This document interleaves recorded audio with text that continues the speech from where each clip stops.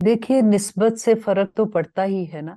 गंदम में कंकर होता है, तो क्या वो कंकर गंदम के भाव नहीं बिकता? वो भी गंदम के हिसाब से तुलता है।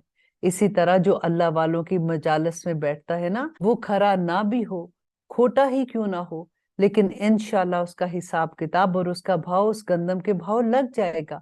और इंशाल्लाह वो भी इसी तरह बोरियों में पैक होकर तुलेगा और कंधों पर उठाया जाएगा।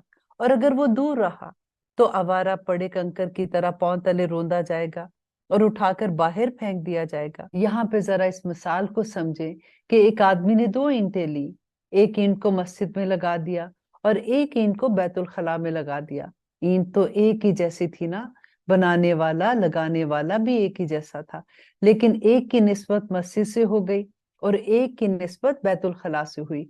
जिस ईंट की निस्बत बैतुल खला से हुई वहां पर हम अपने पाँव नंगा रखना भी पसंद नहीं करते, और जिस ईंट की निस्बत बैतुल्लाह से हुई वहां हम अपनी पेशानियां टेकते हैं, उसको अपने होंठों से चूमते हैं, बोसा देते हैं।